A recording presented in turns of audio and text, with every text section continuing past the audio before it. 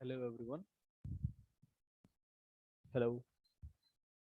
Good afternoon everyone. I welcome you all to this session. Students आप सभी लोग अपने फ्रेंड्स को जल्दी से इन्फॉर्म करें कि वो लोग जल्दी से ज्वाइन करें। फिर हम लोग आज प्रोग्रामिंग स्टार्ट करने वाले। मैं प्रोग्रामिंग के कॉन्सेप्ट साथ डिस्कस करूंगा। तो मैं वेट कर लेता हूँ 10 मिनट्स तक। मैं 10:45 पे ये सेशन स्टार्ट करूंगा। आप लोग जो भी बच्चे रह गए उन सभी को इन्फॉर्म करें जल्दी से ज्वाइन करने के लिए।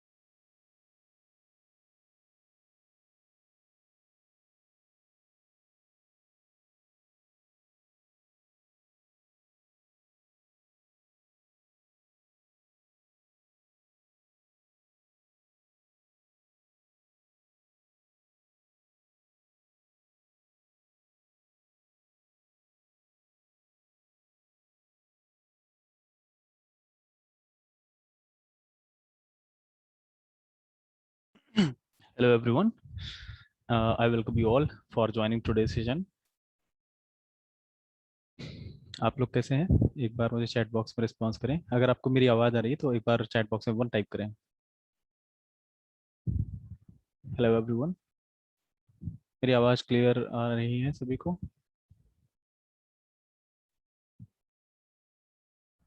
ओके, आज मैं सेशन थोड़ा छोटा ही रखूँगा।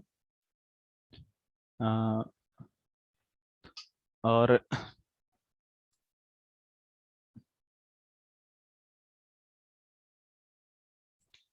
कोशिश करूँगा उस छोटे से सेशन में ही आपको प्रोग्रामिंग के जो कॉन्सेप्ट्स हैं वो मैं क्लियर आपको कराऊँ। सर, फ़ोन में कैसे प्रोग्रामिंग करेंगे वो भी बताइएगा। प्रोग्रामिंग पहले आप समझिए, फिर प्रोग्रामिंग कैसे करेंगे वो आगे बताएंगे हम। मैं अच्छा हूँ, मैं भी बढ़िया हूँ। सर, अब समर ट्रेनिंग भी कराते हैं, ये हम लोग समर ट्रेनिंग भी कराते हैं। और हमारे यहाँ मैंने आपको कल एक वीडियो रिकॉर्डिंग भी भेजी थी, आपको कुछ समर ट्रेनिंग के ग्लिम्स दिखाने के लिए। तो आप वो रिकॉर्डिंग देखिए, तो उससे आपको आइडिया हो जाएगा कि हम लोग कितने लार्ज स्केल पे समर ट्रेनिंग प्रोग्राम एग्जीक्यूट करते हैं। मैं बढ़िया हूँ। मैं सभी के चैट्स पढ़ रहा हूँ। लाइसेंस मांग रहा है, तो अगर प्रोटस में लाइसेंस मांग रहा है, आप लोग रिकॉर्डिंग देखिए। मैंने आपके सामने ही, मैंने अपने सॉफ्टवेयर में, मैंने अपने सिस्टम में आपके सामने ही सॉफ्टवेयर इंस्टॉलेशन किया था ना? नहीं, आपके में इंस्टॉलेशन नहीं किया था, मैंने प्रीवियस सेशन में इंस्टॉलेशन किया था। हाँ, एक मैं आपको वीडियो रिकॉर्डिंग आज अवेलेबल करा दूंगा, एक्स्ट्रा वीडियो। ठीक है, जिसमें आपको कैसे सॉफ्टवेयर इंस्टॉल करना है ये आपको बता दिया जाएगा। ठीक है, आज हम कोई, हाँ। ओ सर, लैपटॉप में सॉफ्टवेयर चलने पर सॉफ्टवेयर क्रैश हो गया, पूरा लैपटॉप खत्म हो गया, ऐसा नहीं होता है। लैपटॉप वो लैपटॉप क्रैश नहीं होता। सर, जवाब देते हैं बट मेरा नहीं। इंद्रजीत पटेल, मैं सबका जवाब देने की कोशिश करता हूँ। आप लैपटॉप को रिस्टार्ट कर लीजिएगा, सर लैपटॉप क्रैश नहीं होता। आपने कल बताया था, उसका मैंने बताया था, वो बन गया। गुड।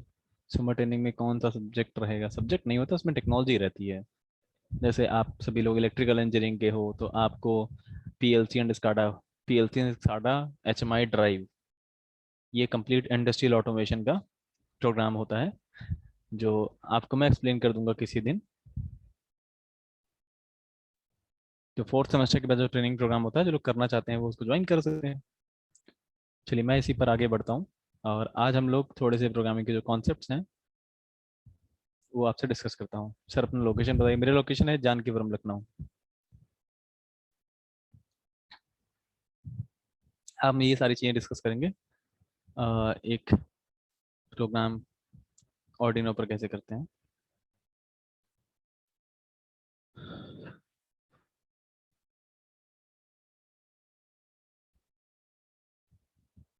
ओके, क्या मेरा वीडियो आ रहा है?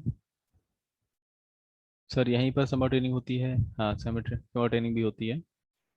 सर जी, कल क्लास नहीं ले पाया था, कोई प्रॉब्लम? रिकॉर्डिंग आप देख लीजिएगा।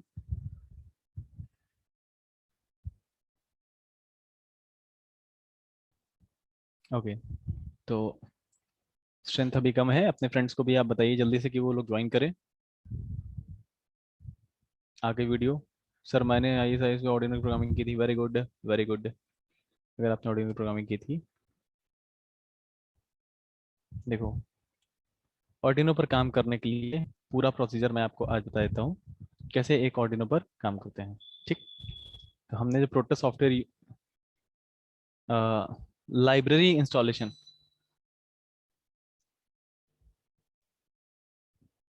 समर ट्रेनिंग कहाँ होती है? समर ट्रेनिंग ऑनलाइन ऑफलाइन दोनों तरीके से होती है। तो जो लोग समर ट्रेनिंग ऑफलाइन करना चाहते हैं वो यहाँ पर आकर के समर ट्रेनिंग कर सकते हैं। ऑनलाइन आप घर पे बैठ करके भी कर सकते हैं। ठीक है, तो अब मैं आपको, सबसे पहले मुझे ये बताओ, कल हम लोगों ने कहाँ तक डिस्कशन किया था? कल का जो सेशन था उसमें हमने क्या क्या डिस्कशन किया था? हम लोग की ट्रेनिंग सर कब होगी? आपको ट्रेनिंग अभी तो नहीं करनी है, अभी तो आपको पढ़ाई करनी है। फोर्थ सेमेस्टर के बाद होती है ना, तो फोर्थ सेमेस्टर के बाद आपकी ट्रेनिंग प्रोग्राम होगा।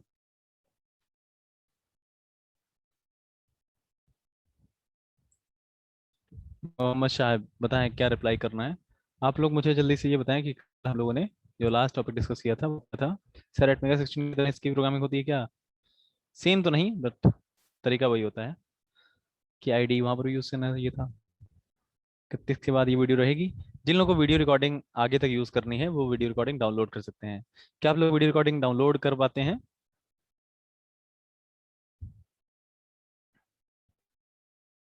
क्या आप रिकॉर्डिंग्स डाउनलोड कर पा रहे हैं?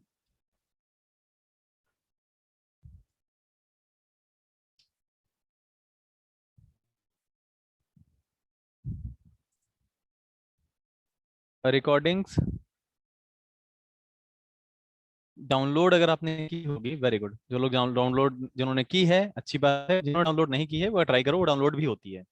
आप उसको डाउनलोड भी कर लीजिएगा। ऑडियो को पीसी पर टेस्ट करा था।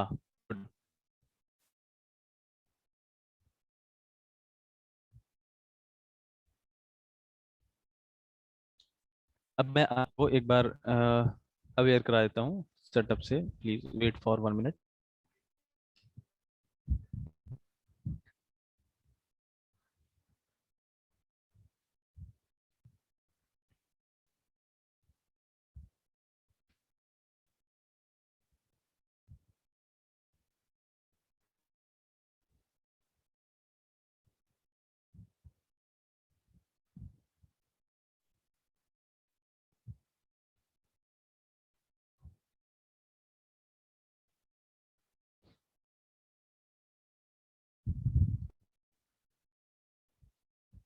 Late me share my screen. ये रही स्क्रीन। चलो, आज मैं आपको प्रोग्रामिंग के जो कॉन्सेप्ट्स हैं उनसे मैं आपको फेमिलियर कराता हूँ। प्रोग्रामिंग के कॉन्सेप्ट्स क्या क्या हैं, जैसे हम अगर किसी ऑर्डिनो में काम करते हैं। अच्छा, एक बात ये बताइए, कल ऑर्डिनो में एक प्रोग्राम मैंने लोड करके आपको दिखाया था, वो समझ में आया? याद है आप सभी को? कल मैंने आपको प्रोटस सॉफ्टवेयर में ऑर्डिनो को, सर समर ट्रेनिंग में पैसा भी लगता है। यस, समर ट्रेनिंग में आपको रजिस्ट्रेशन और उसकी ट्रेनिंग फीस होती है, वो पे करनी होती है। लेकिन इस बार हम लोग बीटीयूपी के अंडर में करा रहे हैं, तो कोशिश करेंगे, अभी आपको इन्फॉर्मेशन जल्दी ही मिल जाएगी। अगर ये ट्रेनिंग प्रोग्राम कम्प्लीटली फ्री भी हो सकता है, लेकिन मैं एग्जैक्ट न्यूज़ अभी नहीं बता सकता। आगे के जो भी डिस्कशंस होंगे उनके अकॉर्डिंग आपको इन्फॉर्मेशन जल्दी ही मिल जाएगी। ठीक है। और सर, आपने कल कॉल रिसीव नहीं की थी? आपने कल अगर कॉल मुझे 8 बजे के बाद या 7:30 बजे के बाद की होगी तो मैंने डेफिनेटली रिसीव की होगी। पहले की होगी, शायद रिसीव ना कर पाया हूँगा। आप मुझे व्हाट्सएप पे मैसेज कर दिया करो, मैं वहां पर आपको रिप्लाई कर दिया करूंगा। ड्रोन की प्रोग्रामिंग कर सकते हैं? Yes sir. किसी भी कॉलेज के स्टूडेंट्स कर सकते हैं समर ट्रेनिंग प्रोग्राम? यस, किसी भी कॉलेज के, किसी भी ब्रांच के आप लोग कर सकते हैं समर ट्रेनिंग। और अगर जो फी से रिलेटेड जो भी चीज़ें हैं वो आपको जल्दी ही आपको इन्फॉर्म कर दिया जाएगा। हालांकि समर ट्रेनिंग में अभी कोई खास ऐसी मैं आपको इन्फॉर्मेशन इसलिए नहीं दे रहा हूँ क्योंकि समर ट्रेनिंग का भी कोई ना तो टाइम है। आप लोग अभी सिर्फ जस्ट फोर्थ सेमेस्टर में आए हो, तो फोर्थ सेमेस्टर,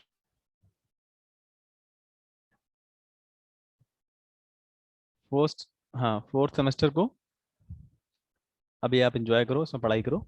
फिर हम लोग जब समर ट्रेनिंग का आएगा टाइम तो उसके बारे में इंफॉर्मेशन आपको दे दी जाएगी। खैर, अभी मैं आपको एक छोटा सा प्रोग्राम मैंने कल बताया था, यहाँ तक मेरे ख्याल से आपको समझ में आ गया होगा। एक ऑर्डिनो को प्रोटोस में कैसे इंक्लूड करते हैं, कैसे रन करते हैं, उसका प्रोग्राम कैसे बनाते हैं।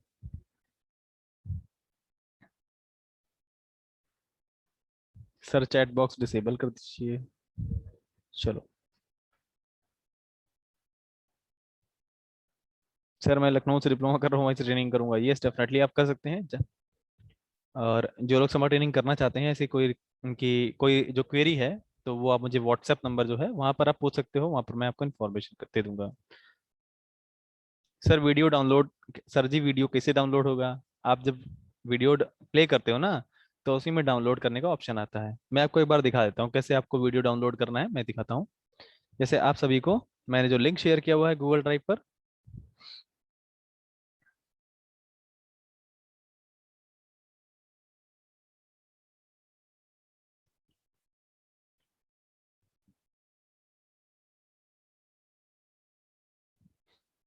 देखिए आप सभी को क्या करना है। क्लास वर्क में आपको यहाँ पर ऐसे मिलेगा डाउनलोड सेक्शन। ठीक है। यहाँ पर डे टू रिकॉर्डिंग दिख रही है ना? तो डे टू रिकॉर्डिंग में यहाँ पर एक रिकॉर्डिंग अवेलेबल रहती है, या फिर ये। ठीक है। आप इस लिंक को चाहो तो कॉपी कर लो, या फिर यहाँ पर डायरेक्ट प्ले कर सकते हो। तो मैं यहाँ पर इनकॉग्निटो में आता हूँ ताकि आपके साइड से जैसा होगा वैसे मैं दिखा सकूँ। जैसे प्ले करोगे तो ये यहाँ पर वीडियो आपको ऐसे करके दिखेगा। ये कल का वीडियो है, आप यहाँ से इसको देख पाओगे। और जो यहाँ से डाउनलोड करना चाहते हैं, यहाँ देखिए, ये देखो कल का है, यहाँ से आप इसको डाउनलोड कर सकते हो। इधर से डाउनलोड फाइल्स में जाइए, ये देखो डाउनलोड हो गया, यहाँ से डाउनलोडिंग हो रही है। तो इस तरह से आप इसको डाउनलोड कर सकते हो। तो डाउनलोड करके रख लोगे तो फायदा मिलेगा। चलो, अच्छा ये चैट बॉक्स है कल का, समझ के कैसे डाउनलोड करना है। इधर साइड में ये डाउनलोड का ऑप्शन आता है। Okay, clear. सर मोबाइल से ना हो पाएगा? यस, मोबाइल से भी हो जाएगा सद्दाम अली। सर मैंने अपराधियों की जिप, क्या लिखा है, अपराधियों की zip file and WinRAR 32 bit पे काम किया नहीं पाए, इसलिए कॉल कर रहे थे। ये अपराधियों क्या है? सर नहीं हो रहा है डाउनलोड मोबाइल से। अब मोबाइल में गूगल क्रोम होता है, मोबाइल में गूगल क्रोम में ओपन कर लेना, ठीक है, वहां से हो जाएगा। ठीक है, मोबाइल में जो गूगल क्रोम होता है वहां में हो जाएगा। और कोई बात नहीं, आज मुझे कॉल कर लेना। दरअसल कुछ वजह से मैं कल कल कॉल रिसीव नहीं कर पाया था, रिस्पॉन्स नहीं कर पाया था। और आठ, हाँ 7:30 बजे के बाद जो भी मेरे पास कॉल्स आए थे मैंने सभी का रिस्पॉन्स किया था। बहुत सारे बच्चे आप में से ही होंगे जिनको मैंने उनकी प्रॉब्लम के सोल्यूशंस दिए थे। खैर, अब यहाँ पर आता हूँ।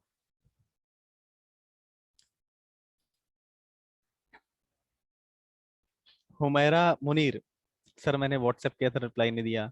व्हाट्सएप पर 100% रिप्लाई मिलेगा। और हाँ, रिप्लाई चूंकि कुछ क्वेश्चंस ज्यादा थे कल, तो उसमें से कुछ को रिप्लाई मिल गया होगा, कुछ को नहीं मिला होगा। जिनको नहीं मिला है आज उनको डेफिनेटली मिल जाएगा।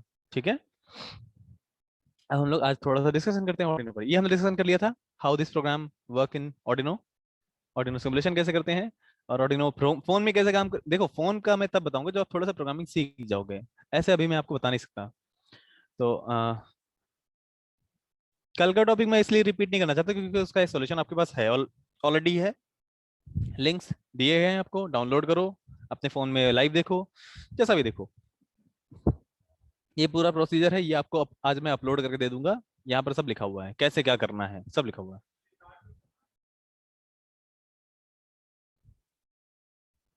अच्छा दाढ़ी, अब लॉकडाउन चल रहा है तो लॉकडाउन का सबूत आपको यहाँ दिख रहा है। खैर, यहाँ पर आते हैं हम लोग। दोस्तों जब हम किसी भी ऑडियो का प्रोग्राम बनाते हैं, अब ध्यान से समझिए, आप लोग चैट बॉक्स में थोड़ी सी एक्टिविटी आप स्लो कर दें, क्योंकि मैं जब क्वेश्चंस का रिस्पांस दूंगा तो आपको मैं बता दूंगा कि कब मैं रिस्पांस देने वाला हूँ। अब मेरी बात ध्यान से सुनिए, मैं चैट बॉक्स को हाइड कर देता हूँ। जब हम ऑर्डिनो का प्रोग्राम बनाते हैं दोस्तों, तो प्रोग्राम मतलब सेट ऑफ इंस्ट्रक्शंस। हम ऑर्डिनो के लिए जब हम प्रोग्रामिंग करेंगे तो हम उसके लिए जब इंस्ट्रक्शंस लिखेंगे, तो जैसे आप लेटर लिखते हो ना, लेटर आपने किसके लिए, लेटर आप लिखते हो कि मुझे फीस कम करानी है, प्रिंसिपल सर मेरी फीस कम कर दो, ऐसे लिखते हो ना लेटर। तो लेटर का फॉर्मेट होता है, सबसे ऊपर क्या लिखते हो, फिर बॉडी होती है, आपका सब्जेक्ट होता है, सिग्नेचर होता है, ये सब जो पूरा लेटर होता है वो मल्टीपल पार्ट्स में डिवाइडेड होता है। ऐसा ही वो लेटर क्या है, वो एक प्रोग्राम है, आपने एग्जीक्यूशन के लिए डाला कहाँ, प्रिंसिपल ऑफिस में। अगर वो सही फॉर्म में है तो एग्जीक्यूट हो जाएगा, और नहीं अगर सही फॉर्म में है तो एग्जीक्यूट नहीं होगा। तो अगर गलत जगह डाल दो तो भी एग्जीक्यूट नहीं होगा। तो प्रॉपर यही दो प्रोसीजर है यहाँ पर भी है। ऑर्डिनो को प्रोग्राम, जब ऑर्डिनो का प्रोग्राम लिखते हैं तो वहां पर भी कुछ इसी तरह से एक प्रोसीजर फॉलो करते हैं। क्या प्रोसीजर होता है देखिए, ये एक ऑर्डिनो का प्रोग्राम है, आप यहाँ देख सकते हो। इसके पहले मैंने ये लिखा हुआ है, ये भी ऑर्डिनो का ही प्रोग्राम है। इसमें आपको दो सेक्शन दिख रहे होंगे। इस ऑर्डिनो के प्रोग्राम में आप यहाँ देखिए, आपको दो सेक्शन दिख रहे हैं। ये पहला सेक्शन है वर्ड सेटअप। सेटअप के अंदर कुछ इंस्ट्रक्शंस लिखी जाती हैं, जैसे यहाँ पर एक ये इंस्ट्रक्शन लिखी हुई है। ऐसे ही एक लूप होता है, तो इसके अंदर भी कुछ इंस्ट्रक्शंस लिखी जाती हैं। जैसे यहाँ पर 4 लाइन, 4 लाइन ऑफ इंस्ट्रक्शंस लिखी हुई हैं। ठीक है, तो ये अलग सेक्शन है, ये अलग सेक्शन है, यहाँ दो सेक्शन है। इन दो सेक्शंस के अलावा एक तीसरा सेक्शन भी होता है जो वॉइड सेटअप के जस्ट ऊपर होता है। तो ये क्या होता है, ये तीनों सेक्शंस क्या क्या होते हैं, मैं इनको आपको एक्सप्लेन करता हूँ। ये आप बहुत अच्छे से समझ लीजिए, नहीं तो आप इंटरनेट से प्रोग्राम कॉपी करके और उन्हीं को बनाते रहोगे, कुछ नया नहीं बना पाओगे। इसलिए इसको ध्यान से समझिए। आप अपने जो भी क्वेश्चंस को पूछना चाह रहे हो, मैं आपको क्वेश्चंस पूछने के लिए, मैं ये टॉपिक के बाद आपको टाइम दूंगा, तो अपने क्वेश्चंस को वहां पर आप पूछोगे तो मैं डेफिनेटली अच्छे से आंसर दूंगा। तो अभी जो मैं बता रहा हूँ उसको ध्यान से समझो। तो वही प्रोग्राम इधर भी है। यहाँ पर आपने देखा जैसे वर्ड सेटअप इधर भी था, वर्ड लोड उधर भी था, दोनों थे ना। अब यहाँ पर जो टॉप का सेक्शन है, एक वो भी होता है जहां लिखा हुआ है int LED equal to 13 semicolon slash slash ऐसे करके लिखा हुआ है। ये जो भी है, ये एक सेक्शन है, इसको हम लोग बोलते हैं हेडर सेक्शन या फिर वेरिएबल डिक्लेरेशन सेक्शन। ठीक है, ये हेडर सेक्शन भी बोला जाता है और वेरिएबल डिक्लेरेशन सेक्शन भी बोला जाता है। इसके बाद जो ये सेक्शन होता है, ये क्या है? ये बेसिकली आपके प्रोग्राम का सेटअप सेक्शन है। आप अपने प्रोग्राम में क्या करने वाले हो, किस पिन को कैसे यूज करने वाले हो, किसको इनपुट बनाओगे, किसको आउटपुट बनाओगे, ये सब जो प्रोसीजर होता है, ये एक बार होता है। इसके लिए इसीलिए इसका सेक्शन यहाँ होता है, यहाँ पर ये आप सारा काम यहाँ करते हो। उसके बाद लूप सेक्शन होता है। लूप वो सेक्शन होता है जहां पर आप कोई लाइन लिखते हो और वो बार बार एग्जीक्यूट होती है, बार बार एग्जीक्यूट होती रहती है। यहाँ याद रखिए ये टॉप का सेक्शन है, ये पूरा का पूरा सेक्शन एक बार ही एग्जीक्यूट कर होता है। मतलब जैसे ही ऑर्डिनो को आपने पावर दी, तो पावर देते ही ये सेक्शन एक बार एग्जीक्यूट होगा, वो दोबारा एग्जीक्यूट नहीं होगा। लेकिन जो ये दूसरा सेक्शन है, ये कंटिन्यूअसली एग्जीक्यूट होता रहता है, बार बार रिपीटेडली एग्जीक्यूट होता रहता है। एक बात मैं और बता दूं आपको, एक बारे में हमेशा एक लाइन ही एग्जीक्यूट होती है। तो यहाँ पर जो एग्जीक्यूशन होता है वो कुछ ऐसे लूप में होता है, ऐसे करके, ऐसे ऐसे।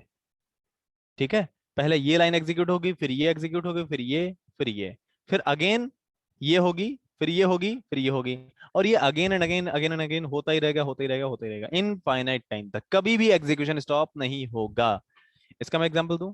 इसका एग्जांपल सिंपल सा है, जैसे आप कॉलेज में जाते हो, तो कॉलेज में पहली बार में जाते हो एक एडमिनिस्ट्रेशन ब्लॉक में। जो एडमिनिस्ट्रेशन ब्लॉक होता है, वहां पर आप अपने डॉक्यूमेंट वेरिफिकेशन कराते हो और वहां पर अपने फीस सबमिशन करते हो, एडमिशन प्रोसीजर को कंप्लीट करते हो। तो ये जो पूरा प्रोसीजर है, ये कुछ इस सेक्शन की तरह है।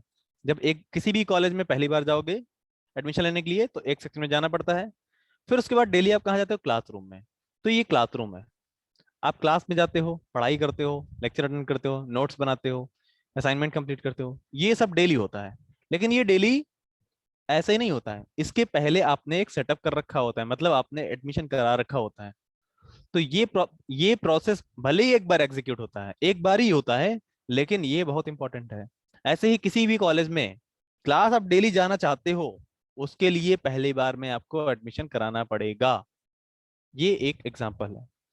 तो अगर आपको इससे समझ में आया है, कुछ 10% भी समझ में आया, तो मुझे यस और नो में चैट बॉक्स के थ्रू रिस्पॉन्स करो। बताइए जल्दी से।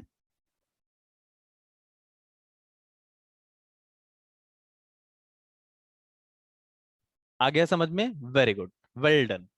तो यही प्रोसीजर आपको याद रखना है आगे भी। तो जब भी मैं बोलूंगा वर्ड सेटअप, तो आप समझ जाओ कि एक बार एग्जीक्यूट होगा। जब मैं बोलूंगा वर्ड लूप, मतलब वर्ड लूप के अंदर जो भी स्टेटमेंट्स लिखे गए हैं, ये बार बार एग्जीक्यूट होंगे। और मैंने ये भी बताया, ये एक ही बार में पूरा एग्जीक्यूट नहीं होता है। पहले इंस्ट्रक्शन, फिर दूसरी, फिर तीसरी, फिर चौथी, ऐसे लाइन बाय लाइन करके एग्जीक्यूट होती है। चलो, अब आप कह रहे हो कि सर ये क्या है वेरिएबल सेक्शन, ये क्या है, ये सब कुछ क्या है? मैं नहीं जानता इसको, पता नहीं क्या लिखा हुआ है आपने, पता नहीं क्या, इसको हटा दो इसे करके। मैं बताता हूँ, टेंशन ना लो, मैं बताता हूँ। दरअसल जब भी किसी भी प्रोग्राम को आप लिखते हो, तो प्रोग्राम में दो चीजें होती हैं। प्रोग्राम में या तो आप डेटा लिखते हो, या तो कमांड लिखते हो। तो डेटा का मतलब क्या होता है? जैसे 1 2 3 4 ABCD, किसी का नाम, ये सब क्या है? डेटा। जैसे लिखा है वर्ड सेटअप, तो ये जो वर्ड सेटअप है, ये प्री डिफाइंड कमांड है। कमांड मतलब कंप्यूटर इसको जानता है, कंप्यूटर मींस ऑर्डिनो भी इसको जानता है। समझ गए? लेकिन डेटा, जैसे आपने एलईडी लिखा, ये आपने अपने हिसाब से लिखा, आउटपुट ये आपने अपने हिसाब से लिखा। तो ये जो चीजें हैं, ये आपके हाथ में है। ये जो पिन मोड लिखा हुआ है, ये बिल्ट इन कमांड है। तो हम मैं आपको क्या बताऊंगा? मैं आपको इन्हीं कमांड्स का यूज करके डेटा को एग्जीक्यूट करना बताऊंगा। कोई डेटा ऐसे तो एग्जीक्यूट नहीं होता है। जैसे 2 और 3 को ऐड करना है, तो 2 और 3 क्या है? डेटा। ऐड क्या है? कमांड। तो ऐसे कमांड अगर अगर इसमें कंप्यूटर को सिखाया जाएगा, तो उसकी एक ऐड कमांड होगी।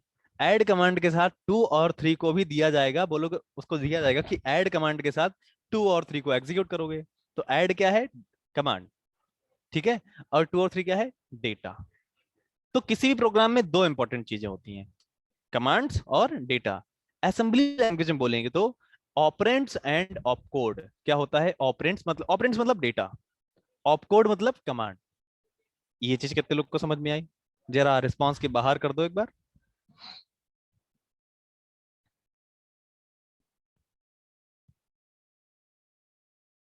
आ गया समझ में? Very good, well done. अगर समझ में आ गया है तो किसी भी प्रोग्रामिंग में हमेशा ये दो चीजें आपको मिलेंगी ही मिलेंगी। अब यहाँ सवाल ये होता है, जो डेटा है, कमांड तो ठीक है, कमांड हो गई, कमांड हम लिखी लिखाई पढ़ लेंगे कि ये कमांड है, ये कमांड होती है। लेकिन जब बात आती है डेटा की, जब बात आती है डेटा की, तो डेटा को स्टोर किया जाता है। जैसे डेटा को स्टोर कर, जैसे आप अपने घर में किसी भी सामान को स्टोर करने के लिए उसका एक कंटेनर यूज करते हो। जैसे आपके पास बैग है, बैग में आप बुक्स स्टोर करते हो, बैग में आप बुक्स स्टोर करते हो। और पर्स, पर्स भी कंटेनर है, पर्स में आप पैसा स्टोर करते हो, एटीएम कार्ड रखते हो, अपने कुछ जरूरी डॉक्यूमेंट्स रखते हो, फोटोज रखते हो, सिक्के रखते हो। तो क्या ऐसा हो सकता है कि पर्स में आप बुक्स रख लो? बताओ। अब जैसे पर्स है, कमांड्स में बताऊंगा, अभी हम लोग जो कमांड्स यूज करेंगे तो उनको हम बताएंगे। अभी डेटा, सबसे पहले डिस्कशन डेटा से स्टार्ट करते हैं। मुझे बताओ, क्या आप पर्स में बुक्स स्टोर कर सकते हो? नहीं। तो जब भी किसी भी प्रोग्राम को बनाया जाता है, किसी भी प्रोग्राम को बनाया जाता है, तो डेटा आपके पास तरह तरह का होता है। छोटा डेटा, बड़ा डेटा, बहुत बड़ा डेटा, और भी बड़ा डेटा। तो हर तरह के अलग अलग डेटा को स्टोर करने के लिए अलग अलग डेटा कंटेनर्स होते हैं प्रोग्राम में। जैसे आप जानते हो कि जो डेटा होता है वो कंप्यूटर में की मेमोरी में स्टोर होता है, कंप्यूटर की मेमोरी में स्टोर होता है ना। बताओ, डेटा कहाँ स्टोर होता है? कंप्यूटर की मेमोरी में। लेकिन मेमोरी का मतलब झोला थोड़े ना है कि डेटा उठा करके इसे उठाया और इसे भर दिया इसे करके। नहीं, ऐसा नहीं होता है। कंप्यूटर में डेटा को स्टोर करने के लिए प्रॉपर स्ट्रक्चर्स होते हैं। क्या होते हैं? स्ट्रक्चर्स। डेटा के स्ट्रक्चर मतलब पैकेट्स। डेटा पैकेट में स्टोर किया जाता है। पैकेट मतलब हर एक टाइप के पैकेट अलग अलग होते हैं। जैसे आप अपने घर में सामान रखते हो ना, तो किचन की बात अगर एग्जांपल लूँ किचन की, तो वहां पे देखिए कितने तरह के अलग टाइप के बॉक्सेस होते हैं ना, कि किसी में छोटी चीज रखी है, किसी में बड़ी चीज रखी है, कुछ भी रखा है। तो हर एक चीज जैसे हम वहाँ स्टोर करते हैं अलग अलग टाइप के डब्बों में। तो जो बड़ी चीज है उसके लिए बड़ा डब्बा, जो छोटी चीज है उसके लिए छोटा बॉक्स, है ना। जैसे पर्स और बैग हो गया, बैग में हमें बुक्स रखनी है, बड़ी है, ज्यादा है, तो हम बुक्स के लिए बड़ा सा बैग रखते हैं। हमें अगर बैग में कपड़े भी स्टोर करने हैं, तो कपड़े के लिए ट्रैवल बैग होता है, ट्रैवल बैग और बड़ा होता है। हम कपड़े तो अपने बैग में ठूस नहीं सकते, एक लिमिट है उतने ठूस सकते हो, उसके बाद में बैग फट जाएगा। तो हम लोग उसके लिए ट्रैवल बैग यूज करते हैं। तो यही जो कॉन्सेप्ट है, जैसे हमारे पास जिस टाइप का डेटा उस टाइप का कंटेनर, इसी टाइप का कॉन्सेप्ट आपकी आपके कंप्यूटर्स भी यूज करते हैं। तो जब कंप्यूटर किसी भी डेटा को मेमोरी में स्टोर करता है, तो मेमोरी में वो पैकेट्स के अंदर स्टोर करता है। मेमोरी के अंदर क्या होते हैं? पैकेट्स। उन पैकेट्स को कंप्यूटर की लैंग्वेज में बोलते हैं वेरिएबल्स। क्या बोलते हैं? वेरिएबल्स। वेरिएबल्स मतलब डेटा को जहां पर इकट्ठा करके रख दिया जाएगा। इन सभी पैकेट्स मींस वेरिएबल्स का साइज भी अलग अलग होता है। इन पैकेट्स का साइज अलग अलग होता है। तो जब आप कोई पैकेट में डेटा स्टोर करने वाले हो, तो पैकेट आपको क्रिएट करना होता है। क्या करना होता है? क्रिएट करना होता है। तो हर एक पैकेट को क्रिएट करने के लिए दो चीजों की रिक्वायरमेंट होती है। आपको दो चीजें कंप्यूटर को बतानी होती हैं, टू क्रिएट ए पैकेट और टू क्रिएट ए वेरिएबल। पहली चीज, उसका नाम क्या है, उसका नाम क्या है। दूसरी चीज, उसका साइज क्या है, साइज। पहली चीज नाम, दूसरी चीज साइज। समझ गए? तो जो नाम होता है वो उसको बोलते हैं वेरिएबल नेम। क्या बोलते हैं? Variable name. समझ रहे हो ना? मेमोरी के अंदर खूब सारा डेटा ऐसे स्टोर नहीं किया जाता है, सबको अलग अलग वेरिएबल में स्टोर किया जाता है। जैसे गाना है, तो गाना नंबर 1, गाना नंबर 2, गाना नंबर 3, गाना नंबर 4, खूब सारे गाने हैं ना। तो इन सभी को जब स्टोर किया जाएगा तो किसके अंदर स्टोर किया जाएगा? इनके अलग अलग पैकेट्स होंगे। तो गाना नंबर 1 का अलग पैकेट होगा, गाना नंबर 2 का अलग पैकेट होगा, गाना नंबर 3 का अलग पैकेट होगा, इसका अलग पैकेट होगा ना। तो ये जो पैकेट्स होते हैं इनका साइज होता है और इनका नाम भी होता है। दो चीजें होती हैं, साइज और नाम। क्लियर? अब आते हैं साइज के बाद में, साइज के बारे में थोड़ा डिस्कशन करते हैं। जो साइज होते हैं उनको बोलते हैं डेटा टाइप्स। क्या बोलते हैं? Data type. डेटा टाइप ये डिसाइड करता है कि कितना बड़ा डेटा इस पैकेट में स्टोर किया जा सकता है। तो अगर आप डेटा की बात करो तो डेटा, सबसे छोटा डेटा कितना हो सकता है? डेटा की यूनिट क्या होती है? बिट्स होती हैं, मेगा बिट्स होती हैं, मेगा बाइट्स होता है, किलो बाइट्स, गीगा बाइट्स, टेरा बाइट्स। अब मेरा सवाल आपसे यह है कि सबसे स्मॉल अमाउंट ऑफ डेटा कितना हो सकता है? जैसे आप चार्ज के फॉर्म में आप सभी लोग जानते हो, सबसे मिनिमम पॉसिबल जो चार्ज है, मिनिमम पॉसिबल चार्ज, वो कितना है? 1.9 इंटू 10⁻⁹ 1.6 इंटू 10⁻⁹ कूलम। ये माइनस का या प्लस का? इतना ही चार्ज होता है। तो मिनिमम चार्ज इतना ही पॉसिबल है। और ऐसे ही डेटा भी, मिनिमम डेटा कितना पॉसिबल है? मिनिमम डेटा कितना पॉसिबल है ये कौन बताएगा? हमारा चैट बॉक्स कहाँ है? चैट बॉक्स है इधर। 1 bit, very good. 1 bit is minimum possible data. 1 bit से छोटा कुछ नहीं होता। कभी आपने सुना है आधा बिट डेटा? आधा बिट डेटा सुना है? नहीं। आपने 8 बिट सुना होगा, 16 बिट सुना होगा, 32 बिट सुना होगा, लेकिन आधा बिट नहीं सुना होगा। बीट नहीं होता है, बिट होता है, बिट। तो बीट हो जाएगी आपकी। चलो, तो 1 बिट जो होता है वो सबसे छोटा होता है। तो अगर आपको कोई ऐसा 1 बिट का डेटा कहीं स्टोर करना है तो उसका पैकेट छोटा होगा। अब आप कहोगे सर ऐसा क्यों नहीं करते, जब हमें पैकेट ही बनाने तो बड़े बड़े साइज के खूब सारे पैकेट बना दो। तो अगर मान लो आपने बड़े बड़े साइज के पैकेट बना दिए तो आपकी मेमोरी में कुछ डेटा ही स्टोर हो पाएगा। ठीक है?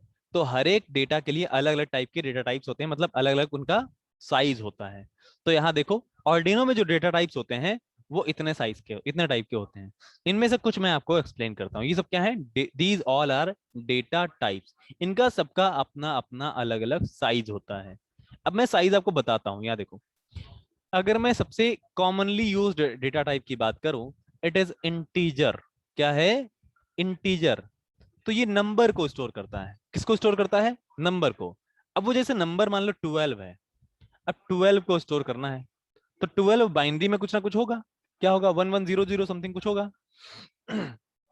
तो अगर आप 12 को स्टोर करना चाहते हो तो इसको एक पैकेट में स्टोर करना पड़ेगा। Packet means variable. मैं पैकेट बोलूंगा तो आप वेरिएबल समझोगे।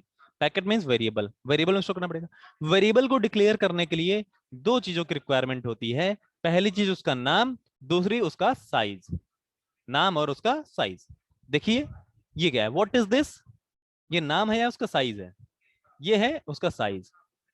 तो इंट जो लिखा हुआ है, इंट मतलब इसका जो साइज है वो 2 बाइट्स है। कितना है? 2 बाइट्स। 2 बाइट्स को 16 बिट्स भी आप बोल सकते हो। तो इसमें जो मैक्सिमम नंबर्स जो स्टोर किया जा सकता है वो इतना से लेकर के इतना तक स्टोर किया जा सकता है। ठीक है? तो यहां पर जो ये दिया है ये बेसिकली टाइप को डिफाइन करता है। इंट लिख देने से उसका जो टाइप होता है वो इंटीजर टाइप होता है। इंटीजर टाइप में इतनी रेंज में वैल्यू स्टोर की जा सकती है। ये क्या है? What is this? ये क्या है? ये होता है वेरिएबल नेम, उस पैकेट का नेम। तो किसी भी पैकेट का जो साइज होता है वो प्री डिफाइंड, जो यहां पर कीवर्ड्स हैं जैसे इंट। कीवर्ड का मतलब क्या होता है? जिसका मतलब ऑर्डिनो को पता है। और जो ऑर्डिनो, जिसका मतलब ऑर्डिनो को पता है, वो आप, जो कीवर्ड है, आप यूज नहीं कर सकते, आप अपनी तरफ से डिक्लेयर नहीं कर सकते। तो यहां पर आप जो देख रहे हो, count, count is a keyword declared by programmer. किसके थ्रू डिक्लेयर किया गया है? प्रोग्रामर के थ्रू। तो समझ गए? ये जो डेटा है, सर नहीं, रिप्लाई नहीं किया, सही है गलत है? मैंने बताया ना, आंसर तो मैंने दिया ही है कि जो इंट है वो बेसिकली इसका साइज डिक्लेयर करने के लिए है, और काउंट क्या है? नेम। काउंट का नाम अपने हिसाब से लिख दो, CNT लिख दो, सी लिख दो, ये आपकी मर्जी है। तो ये जो नेम होता है, नेम आप अपने हिसाब से डिक्लेयर कर सकते हो। शर्त ये है कि नेम का पहला कैरेक्टर नंबर नहीं होना चाहिए। ठीक है? ऐसे आप नहीं लिख सकते। आप ऐसे भी नहीं लिख सकते कि काउंट आप किसी भी वेरिएबल को ऐसे डिक्लेयर नहीं कर सकते, ठीक है। ये बीच में स्पेस जो होता है, स्पेस नॉट अलाउड, किसी भी नेम में स्पेस इज नॉट अलाउड, समझ गए। तो स्पेस की जगह अंडरस्कोर आप लगा सकते हो इफ नीडेड, नहीं तो आप ऐसे लिखो स्पेस इज नॉट अलाउड, समझ गए। Number is not allowed in beginning, beginning में नंबर अलाउड नहीं है, समझ गए। डेटा टाइप क्या होता है? डेटा टाइप बेसिकली किसी भी डेटा को स्टोर करने वाले पैकेट का साइज बताता है। क्या बताता है? किसी भी डेटा को स्टोर करने वाले पैकेट मींस वेरिएबल का साइज बताता है। अगर मैं उस वेरिएबल का जो टाइप है अगर इंटीजर करता हूं तो उसका मतलब वो जो वैल्यू है वो 16 बिट्स में स्टोर कर लेगा, 2 to the power 16। Maximum number कितने स्टोर किए जाते हैं? 2 to the power 16। लेकिन माइनस से लेकर के प्लस की वजह से ये आधा आधा डिवाइड हो जाएगा, आधा माइनस में आधा प्लस में। काउंट को काउंट ही लिखेंगे, काउंट की स्पेलिंग गलत कर दो आपकी मर्जी, ये आप जब डिक्लेयर करते हो आप अपने हिसाब से नाम रख सकते हो, ठीक है। तो ये हो गया काउंट। अगर इंटीजर आपको समझ में आ गया है, आगे भी समझ में आ जाएंगे, आगे भी समझ में आ जाएंगे। देखो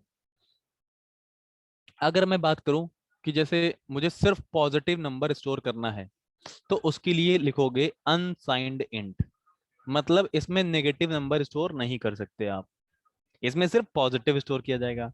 तो पॉजिटिव कितना होगा? 2 to the power 16, 65,535, ठीक है। तो इस टाइप के नंबर जिसमें डेसिमल पॉइंट इन्वॉल्व नहीं है उनको हम अनसाइंड में भी लिख सकते हैं, लेकिन अनसाइंड में याद रखिएगा इसमें नेगेटिव वैल्यू स्टोर नहीं कर सकते।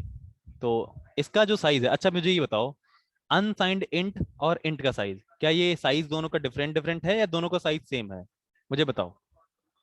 ये गैप वेरिएबल का जो डेटा टाइप है वो ये है, ये नेम नहीं है, इसमें कहां गैप है? ये अनसाइंड इंट उसका टाइप बताने के लिए है। तो सवाल ये है कि क्या इन दोनों का साइज सेम है या डिफरेंट है? साइज, मैं साइज की बात कर रहा हूं, डेटा कितना स्टोर होगा, ये गलत बात है। अगर मैं बोलूं कि एक ऐसा वेरिएबल है, एक ऐसा कंटेनर है जिसमें -10 से लेकर के +9 तक की वैल्यूज स्टोर की जा सकती हैं, मतलब टोटल वैल्यूज कितनी हो गई? टोटल वैल्यूज कितनी हो गई? 20। अगर मैं बोलूं कि यहां 0 से लेकर के 0 to 19 स्टोर किया जा सकता है, तो यहाँ टोटल वैल्यूज कितनी हो गई? 20। इसका साइज और इसका साइज अलग अलग है क्या? साइज सेम ही है लेकिन रेंज अलग है। ये क्या कर रहा है? पॉजिटिव निगेटिव दोनों को स्टोर कर रहा है, ये सिर्फ पॉजिटिव को कर रहा है। तो that is the basic difference between unsigned int and int, समझ गए। ये एक ही बार में आपको समझ में आ गया होगा। अगर ये समझ में आ गया है तो इसका मतलब ये है कि इंट यहां पर आप अनसाइंड इंट और इंट दोनों ही यूज कर सकते हो। अनसाइंड इंट में किसी भी नेगेटिव नंबर को स्टोर नहीं किया जाता, ये स्टोरी करेगा ही नहीं। अब दूसरा सवाल ये है कि अगर हमें मैक्सिमम वैल्यू स्टोर करनी तो उसमें 65,535 तक ही स्टोर कर सकते हो, इससे ऊपर नहीं कर सकते। लेकिन अगर हमें मैथमेटिकल कैलकुलेशन करना हो प्रोग्रामिंग में तो हमारे पास नंबर तो बहुत बड़े बड़े होते हैं। हमारे पास नंबर ऐसे भी होते हैं, देखो हमारे पास नंबर तो 5.5 इस टाइप के भी होते हैं, और हमारे पास नंबर तो इतने बड़े भी होते हैं, देखो ऐसे ऐसे इतने बड़े बड़े नंबर भी होते हैं, खूब बड़े बड़े नंबर। तो क्या ये बड़े नंबर जो होते हैं प्रोग्रामिंग में यूज नहीं किए जाते हैं, इतने बड़े बड़े नंबर? नहीं, इनके कंटेनर अलग अलग हैं। इनके कंटेनर मीन्स इनका जो पैकेट है, डेटा पैकेट, उसका साइज अलग होगा, तो वो अनसाइंड इंट नहीं होगा। सर ये वाले सी लिखा है काउंट के लिए, यहाँ पर ये जो वेरिएबल नेम है वो सी है, इसका नाम क्या है? नाम सी है, समझ गए। ये क्या है? दिस इज डेटा टाइप, ये है डेटा टाइप, समझ लो। इंट में आप अनसाइंड लगा दो तो उसका डेटा टाइप अलग हो जाएगा, साइज वही रहेगा। तो हमें अगर इस टाइप के डेसिमल वैल्यू या इस तरह की वैल्यूज चाहिए होंगी तो उसका डेटा टाइप अलग होता है। खैर, अगर आप सिर्फ सिंगल वैल्यू को स्टोर करना चाहते हो, 1 और 0 को स्टोर करना चाहते हो, तो अगर 0 स्टोर करना चाहते हो और 1 स्टोर करना चाहते हो, इससे बड़ी वैल्यू स्टोर नहीं कर सकते, तो आप उस डेटा टाइप को बुलियन लिखोगे। क्या लिखोगे? बुलियन, ठीक है। बुलियन का मतलब अब जो ये वेरिएबल है, जो यहाँ वेरिएबल क्रिएट हुआ, it is variable name, it is variable name declared by you, आपके थ्रू डिक्लेयर हुआ। तो ये जो वेरिएबल नेम है, इसमें या तो आप 0 स्टोर कर सकते हो या तो 1। 2 नहीं स्टोर कर सकते, सिंगल वेरिएबल में 2 स्टोर नहीं कर सकते जब तक इसका टाइप, डेटा टाइप बूलियन है। समझ गए? तो अगर बूलियन को स्टोर करना है तो बूलियन यूज करोगे। Sir why programming text font is different than usual. ये देखो एडिटर के ऊपर डिपेंड करता है। प्रोग्रामिंग का जो टेक्स्ट स्टाइल होता है, ये मैंने जानबूझ करके लिखा हुआ है कि आपको समझ में आए कि ये प्रोग्रामिंग वाला पार्ट है। और ये आप किसी भी एडिटर में लिख सकते हो, एडिटर के ऊपर डिपेंड करता है। टेक्स्ट का प्रोग्रामिंग से कोई मतलब नहीं होता है, टेक्स्ट स्टाइल का। कैपिटल स्मॉल का बहुत इशू होता है प्रोग्रामिंग में। आप जो ऑर्डिनो की प्रोग्रामिंग करोगे तो कैपिटल स्मॉल अलग अलग होंगे। चलो, मैंने अब बताया कि अगर आपके पास ऐसा नंबर है, इस टाइप के नंबर को अगर आप इंटीजर टाइप के वेरिएबल में स्टोर करोगे, इस टाइप के नंबर को अगर आप इंटीजर टाइप के वेरिएबल में स्टोर करोगे, तो वो सिर्फ और सिर्फ 12 स्टोर करेगा, 0.34 को छोड़ देगा। ठीक है, 0.34 को छोड़ देगा। तो अगर हमें ऐसे नंबर जो कि डेसिमल पॉइंट के साथ हैं उनको स्टोर करना है तो क्या करेंगे? तो उनको स्टोर करने के लिए हम इसका डेटा टाइप क्या रखेंगे? फ्लोट। इसका नाम होता है फ्लोट। अगर ये डेटा टाइप फ्लोट है तो इसका जो साइज होता है वो अब ज्यादा होता है। तो ये साइज कितना होता है? देखो, 3 × 10⁻⁻38, इतना बड़ा नंबर स्टोर कर सकते हैं आप। तो जो ये डेटा टाइप है, यहां पर इसका साइज ज्यादा होता है, इसलिए हम इसको सेमीकोलन जरूरी है। ये मैं बताऊंगा सेमीकोलन कहाँ लगता है। सेमीकोलन किसी भी स्टेटमेंट को टर्मिनेट करने के लिए कि ये स्टेटमेंट यहीं तक है, ये इसलिए यूज करते हैं। ई मतलब है 10⁻, ई मतलब 10⁻। एफ नहीं है, वो ई है भाई, ई। एफ नहीं, ई। ई का मतलब 10⁻+38। ये देखो, ये नेगेटिव नंबर है, ये पॉजिटिव नंबर है, और ये नेगेटिव नंबर है। ये देखो नेगेटिव सिंबल लगा है, इसलिए नेगेटिव नंबर है। यहाँ डी का डिनोट करता है, व्हाट इज डी? यहाँ डी है वेरिएबल नेम। ठीक है, ये डी एक ऐसा वेरिएबल है जिसका टाइप फ्लोट है। जिसका टाइप क्या है? फ्लोट। सर वेरिएबल में पॉइंट में नंबर स्टोर कर सकते हैं? हाँ बिल्कुल कर सकते हैं, लेकिन उसका जो टाइप है वो फ्लोट होना चाहिए। अरे, ये 3.4 नहीं है भाई। अच्छा एक बात ये बताओ, ये 3 पॉइंट, कितने लोग ये 3.4 समझ रहे हैं? कितने लोगों को ये 3.4 लग रहा है भैया ये बहुत बड़ा नंबर है? ये कह रहा है 3.4 के आगे 38 जीरो लगा दो, इसको मल्टीप्लाइड कर दो 1⁻38, तो ये बहुत बड़ा नंबर हो जाएगा। तो गलती से इसको ये ना समझ लेना कि ये 3.4 लिखा हुआ, ये बहुत बड़ा नंबर है।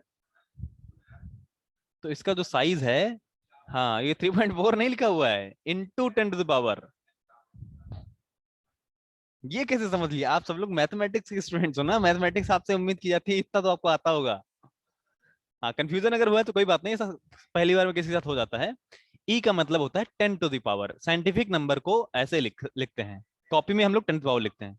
सर फ्लोट में नॉर्मल नंबर, देखो, अगर आप फ्लोट में अब लिखते हो float count, count equal to 10, अगर आप ऐसे स्टोर करते हो तो ये एक्चुअली में कैसे स्टोर कर रहा होता है? फ्लोट, ये रियल में इसको ऐसे स्टोर करेगा, 10.0 ऐसे स्टोर करेगा। समझ गए? ये 10.0 स्टोर करेगा। ये 10 नहीं समझेगा, ये 10 के आगे डेसिमल पॉइंट भी समझेगा। समझ गए? तो इसको अगर आप 2 से डिवाइड करोगे, इसको अगर आप 2 से डिवाइड करोगे, तो इसमें देखो, यहां पर अगर इसको आप मान लो 3 से डिवाइड करते हो, तो 3 से डिवाइड करने पर अगर ये इंट टाइप का होता, ठीक है, तो 3 से डिवाइड करने पर इसमें 3 आएगा, 3.3 नहीं आएगा। इसको आप 3 से डिवाइड करोगे तो 3 आएगा, लेकिन अगर आप इसको 3 से डिवाइड करोगे तो ये 3.3333 समथिंग आएगा। सर डेटा अगर ऐसे है 94.3, देखो अभी जो मैं बता रहा हूं वो सिर्फ नंबर्स हैं। ठीक है, अगर आप ABCD या फिर परसेंट, ये सब क्या है? ये सब सिंबल्स हैं, ये सारे सिंबल्स हैं, ये नंबर नहीं है। क्या ये नंबर है? कोई बताओ, इसमें कोई भी क्या नंबर है? इनमें कोई भी नंबर है क्या? क्या ये नंबर है? हैश, ये सब नंबर है? नहीं, ये सारे के सारे कैरेक्टर्स होते हैं। तो कैरेक्टर्स को स्टोर करने के लिए आपके पास अलग टाइप होता है, और उस अलग टाइप को हम लोग बोलते हैं, जैसे लॉन्ग होता है, लॉन्ग में देखो इतना बड़ा नंबर स्टोर कर सकते हैं। ठीक है, 32 बिट इसका साइज होता है। कितना साइज होता है? 32 बिट। अगर आप देखो कि ABCD या कोई कैरेक्टर स्टोर करना है, तो आपको इसका डेटा टाइप क्या करना पड़ेगा? कैर करना पड़ेगा। ये सब नोट्स आज ध्यान से देखना, पढ़ना। और डीएटी क्या है? What is DAT? DAT is variable name given by us. आपने कहा स्पेस का यूज नहीं करते हैं, देखो स्पेस का मतलब ये है, मैं इसको ऐसे नहीं लिख सकता, कैर डी स्पेस 80, ऐसे नहीं लिख सकते। आप इसको ऐसे नहीं लिख सकते, इस तरीके से आप इसको नहीं लिख सकते। ये जो डी के बीच में ये जो स्पेस आया है, यहाँ वेरिएबल नेम में स्पेस नहीं होना चाहिए। यहाँ स्पेस हो सकता है, यहाँ तो स्पेस होगा ही होगा, यहाँ लगाना पड़ेगा। तो ये जो नेम में स्पेस है, यहाँ पर आप अंडरस्कोर लगा सकते हो, लेकिन ऐसा नहीं कर सकते कि स्पेस लगा दो। तो इसको आप ऐसे लिखो या तो, और आप हमेशा ऐसे अभी लिखो, अभी जब तक आप नए हो तब तक आप ऐसे लिखो। ठीक है, चलो। हाँ, वेरिएबल नेम में स्पेस नहीं रहता। अब कुछ और भी डेटा टाइप्स हैं, जैसे आप कह रहे होगे सर अगर हमें ऐसे स्टोर करना है, 93.4%, ऐसे परसेंट के साथ स्टोर करना है, तो याद रखिएगा यहाँ 9 3 पॉइंट और 5, ये सब कैरेक्टर कंसीडर किए जाएंगे। सब के सब कैरेक्टर। 9 को हम कैरेक्टर के थ्रू भी रिप्रेजेंट कर सकते हैं, नंबर के थ्रू भी रिप्रेजेंट कर सकते हैं। मतलब अगर आप char DAT equal to double quotes 9 लिखते हो, ठीक है, और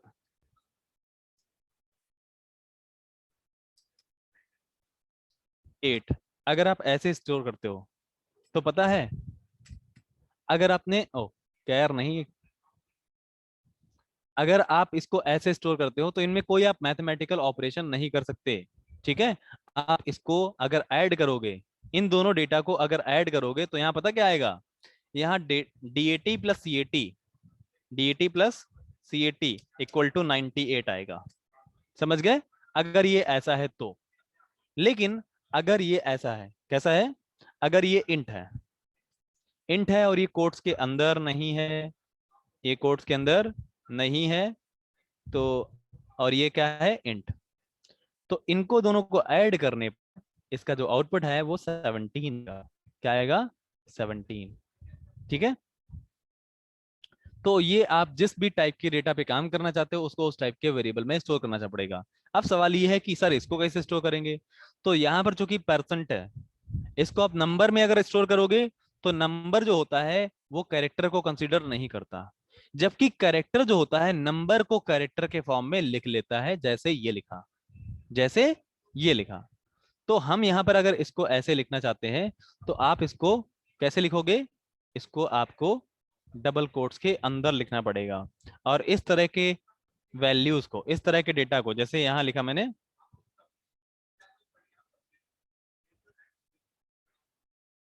ऐसे, what is this? Double quotes के अंदर अगर आप लिखते हो, तो मल्टीपल कैरेक्टर्स आप स्टोर कर सकते हो। सिंगल कोट्स में सिंगल कैरेक्टर, डबल कोट्स में मल्टीपल कैरेक्टर्स, और इसको बोलते हैं स्ट्रिंग। क्या बोलते हैं? स्ट्रिंग। समझ गए? तो स्ट्रिंग को हम लोग जैसे डबल डबल कोट्स ABC ऐसे आप यूज कर सकते हो। तो ये चीज है वेरिएबल्स एग्जैक्टली।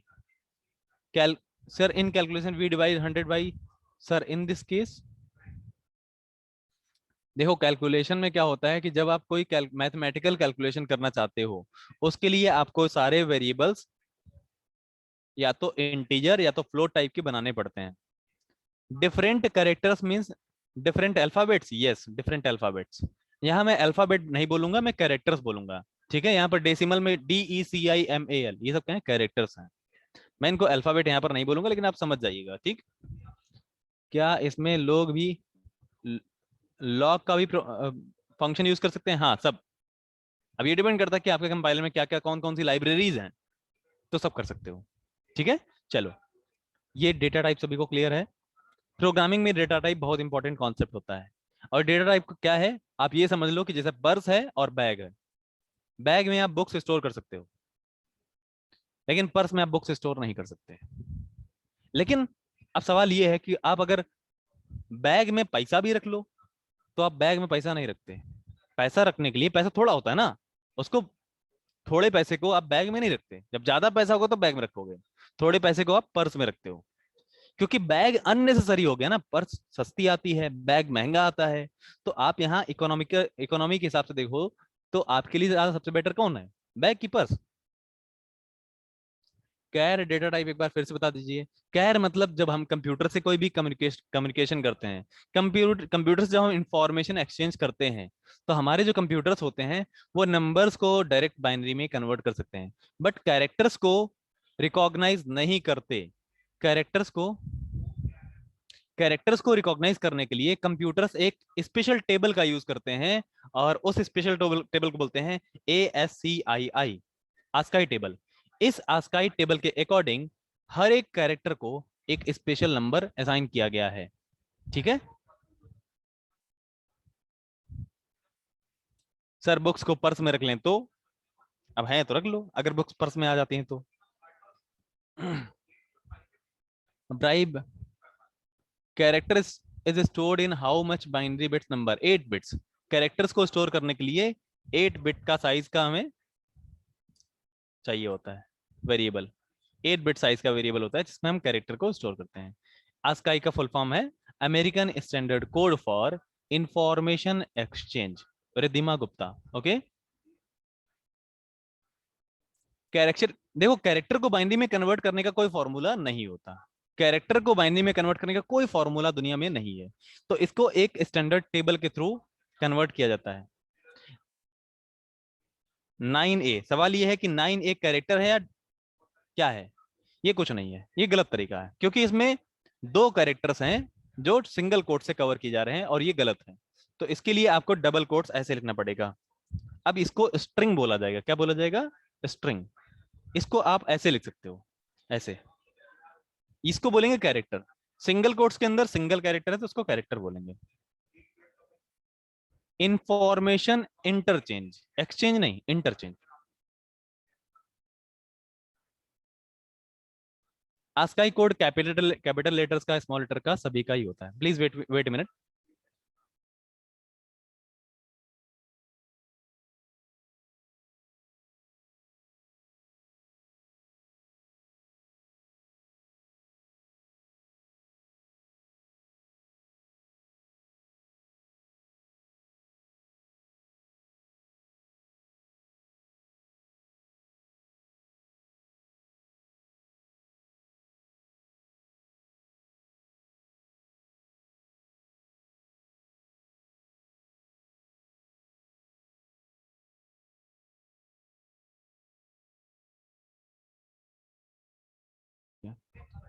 ओके स्टूडेंट्स, एक छोटा सा अनाउंसमेंट भी है, लास्ट में भी मैं कर सकता था, लेकिन मैं चाह रहा हूँ कि अभी भी कर दूं, क्योंकि लगभग हमारे पास 394 स्टूडेंट्स कनेक्टेड है, और लास्ट में भी कर दूंगा। स- मैं बताता हूँ, ये क्वेश्चन मैं नोट कर लेता हूँ कि ये क्या है। तो जो अनाउंसमेंट है वो ये है कि कुछ मिस हैपनिंग की वजह से कुछ कल आपका जो बैच है, ये कल की क्लास ऑफ रहेगी। ठीक है, तो अगर आप लोग कल ज्वाइन करते हो, कल ये क्लास आपकी ऑफ रहेगी, कल आपको ज्वाइन नहीं करना है, परसों हम लोग मिलेंगे। ठीक है, सभी ने समझ लिया?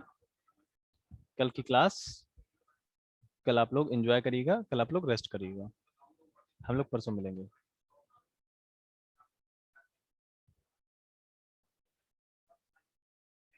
ओके, चलिए। अब सवाल ये है कि सर ये क्या है? देखो, जब आप कोट्स के अंदर कुछ भी लिखते हो, सिंगल कोट के अंदर लिखते हो तो वो कैरेक्टर होगा, डबल कोट्स के अंदर लिखते हो, कुछ भी लिखो, आप अपने कीबोर्ड से कोई भी कैरेक्टर जो आप प्रेस करके टाइप कर सकते हो, कोई भी कैरेक्टर जो भी आप टाइप कर सकते हो, सिंगल हो डबल हो कितना भी हो, अगर वो डबल कोट्स के अंदर लिखा गया है तो उसको स्ट्रिंग बोलेंगे। क्या बोलेंगे? अब जो ये है ना दोस्तों, ये आपका कैरेक्टर, ये आपका नंबर अब नहीं रहा, ये अब कैरेक्टर हो गया। कैरेक्टर, इसको कैरेक्टर कंसीडर किया जाएगा। ये स्ट्रिंग कंसीडर की जाएगी, इसके अंदर आप कुछ भी लिख दो, कितना भी खतरनाक आपको जो भी आता हो, ये कुछ भी लिख दो आप, ठीक है, ये कुछ भी लिख दो, कोट्स लगा दो, ऐसा कुछ भी लिख दो, ये सब क्या है, ये सब क्या है।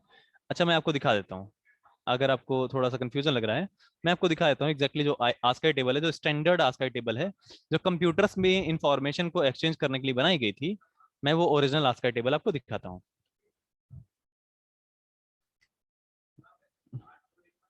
ये देखिए, ये है आस्काई टेबल, और मैं यहाँ पर आपको दिखा सकता हूँ, इस आस्काई टेबल में मैक्सिमम नंबर 127 है। 127 का मतलब है 8 bit, 2 to the power 8, 2 to the power 8 में आप maximum 2 to the power 7, 7 bits में आप मैक्सिमम 127 कैरेक्टर्स, 128 कैरेक्टर तक एक्सटेंड कर सकते हो। तो जो ओरिजिनल आस्काई टेबल थी वो ये थी ओरिजिनल आस्काई टेबल, लेकिन इसी को एक्सटेंड कर दिया गया था, क्योंकि मैंने 8 बिट का बताया है ना, तो ये 7 बिट्स तक मैक्सिमम रिप्रेजेंट किए जाते हैं। 127 को, 127 का जो बाइनरी होता है वो 7 टाइम्स 1 होता है, ठीक है।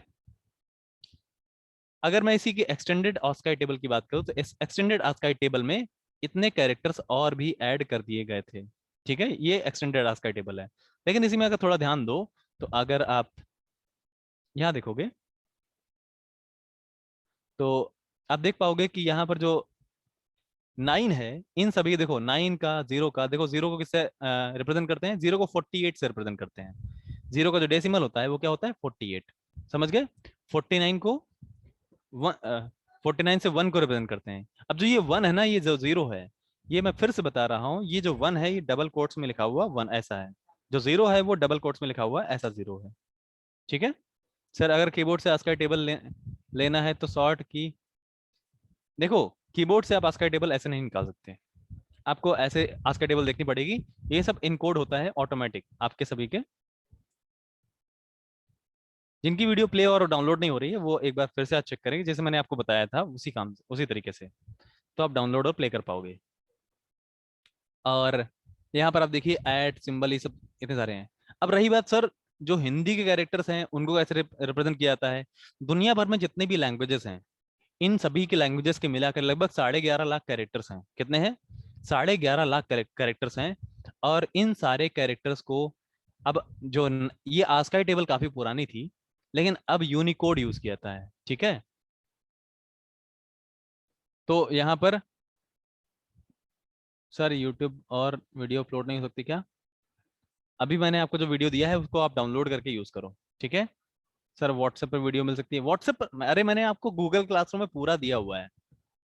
आस्काई कोड याद नहीं करना पड़ता है, किसी को भी याद नहीं करना होता है। आस्काई कोड कंप्यूटर्स ने याद कर रखा है, कंप्यूटर्स को पता है आस्काई कोड, वो खुद काम कर लेते हैं। आप उनको डबल कोट्स में लिख के दोगे, वो समझ जाएंगे इसका मतलब क्या है। ये आपको करने की जरूरत नहीं है, आप देख सकते हो क्या है, ठीक है।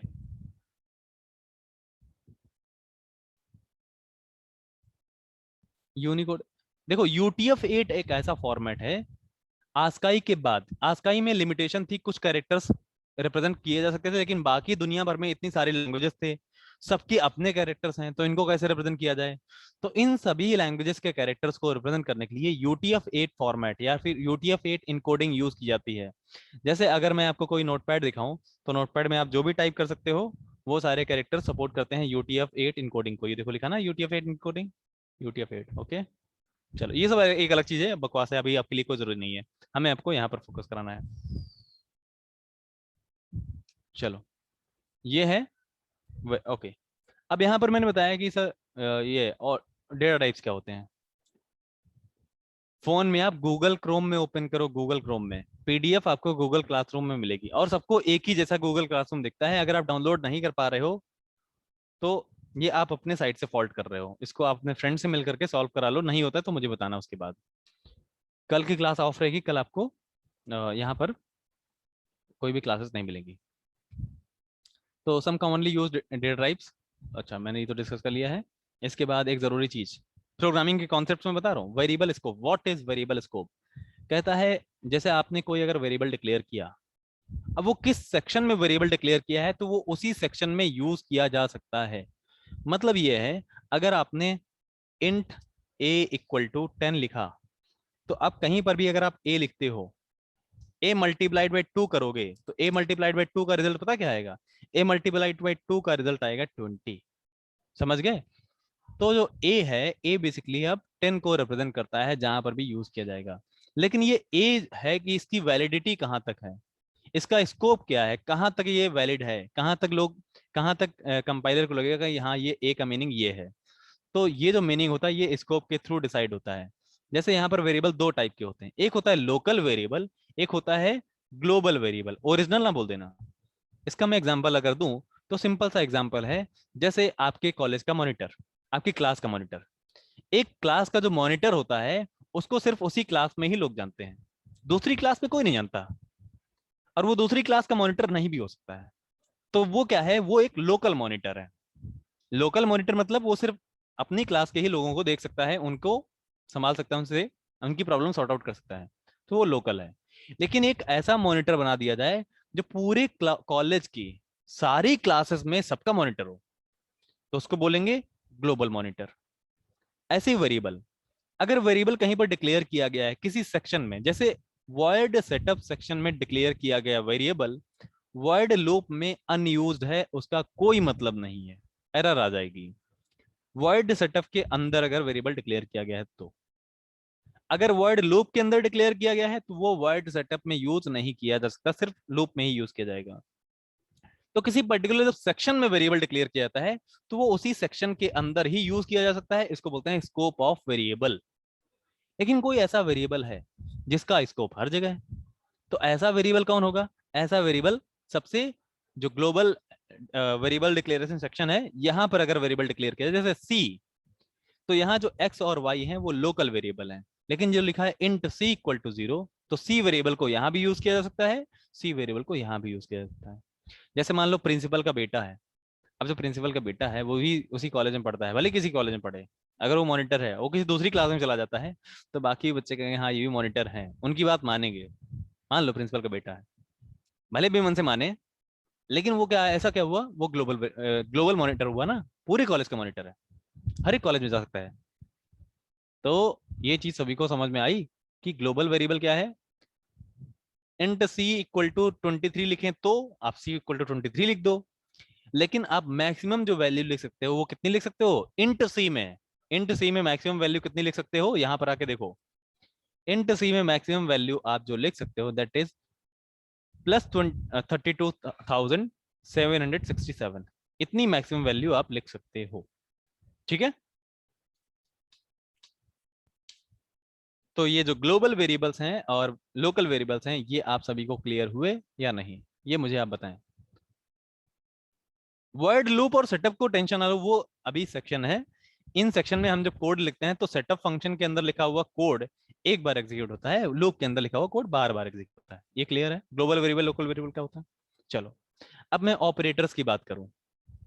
ऑपरेटर्स का मतलब है, जैसे मैंने बोला कि a इक्वल टू लिखा है इंट a इक्वल टू 10, तो मैंने आपको यहां पर 10 का मतलब भी बताया है, इंट का मतलब भी बताया है। इंट डेटा टाइप है, a वेरिएबल नेम है, 10 डेटा है या वैल्यू है। लेकिन ये क्या है, equal to, what is this? हाँ, global variable means word level, लेकिन वर्ड लेवल यहाँ प्रोग्राम का मतलब है, बस प्रोग्राम में कहीं भी यूज किया जा सकता है बस। तो सवाल ये है कि जो इक्वल टू ये जो सिंबल है ये क्या है, व्हाट इज दिस, ये क्या है? Sir string G equal to 1 to 2, इसका आंसर होगा ये भी स्ट्रिंग है, इसमें कोई मैथमेटिकल ऑपरेशन नहीं होगा। तो जो ये इक्वल टू है, equal two is not command, ये कमांड नहीं है, ये एक ऑपरेटर है, और इसका नाम होता है असाइनमेंट। असाइनमेंट क्यों बोलते हैं?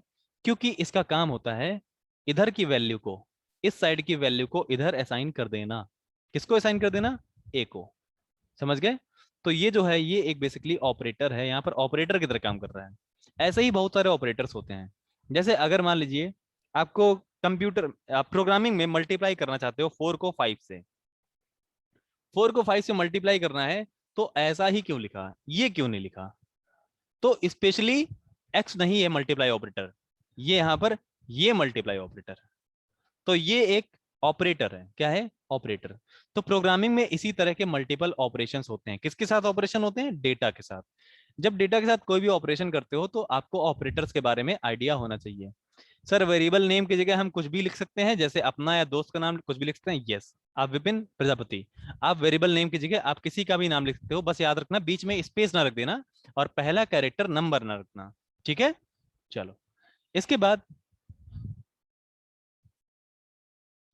यहाँ पर ऑपरेटर्स के बारे में मैं थोड़ा सा एक्सप्लेन कर देता हूँ कि कौन से ऑपरेटर्स कहाँ पर और कैसे यूज की जाते हैं।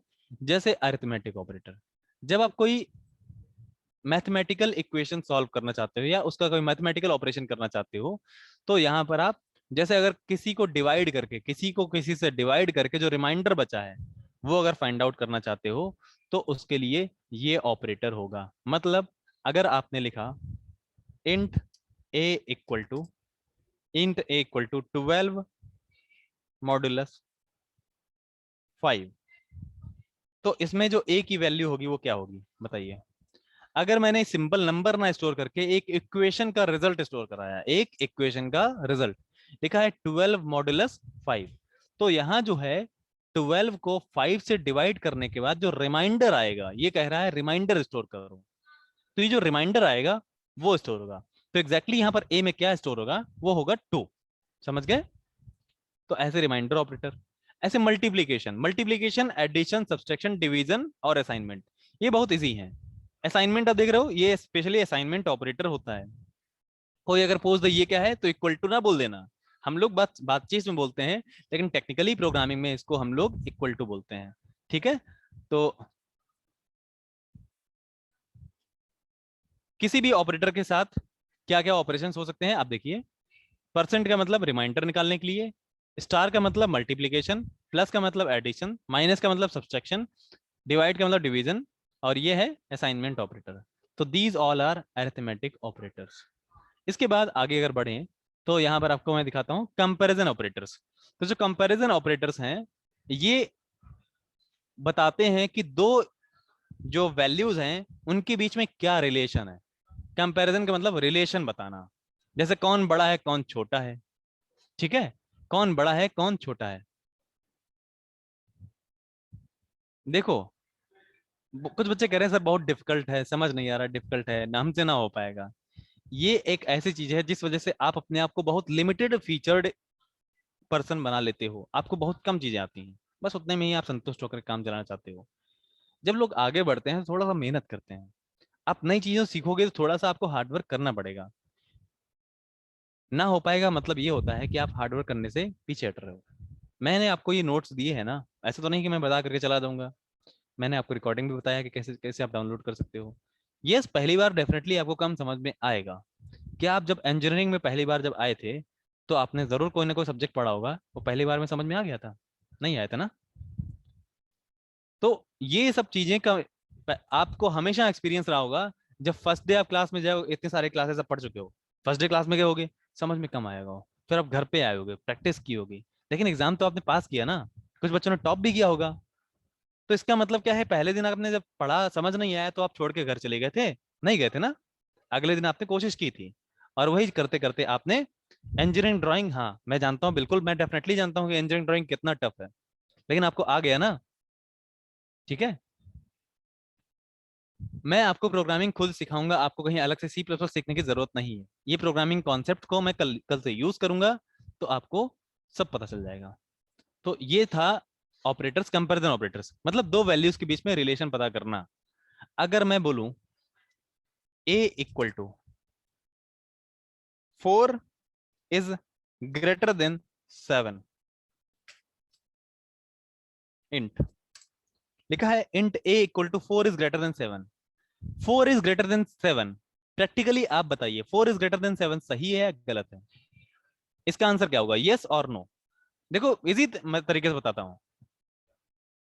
4 इज ग्रेटर देन 7 इज ये राइट और रॉन्ग, ट्रू और फॉल्स? ट्रू और फॉल्स? फॉल्स है ना। इसका मतलब यहाँ जो ए होगा, ए क्या स्टोर करेगा, ए में यहाँ पर फॉल्स स्टोर होगा। क्या स्टोर होगा? फॉल्स। मतलब इसका जो टाइप है इंट के बजाय हम बुलियन रख सकते हैं।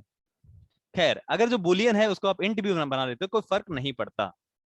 जैसे आप पैसे को बैग में स्टोर कर देते हो, 1000 रुपए का नोट तो है नहीं, 2000 रुपए का नोट आप बैग के अंदर स्टोर कर देते हो, तो कुछ वही बात है, वो तो स्टोर तो हो ही जाएगा ना।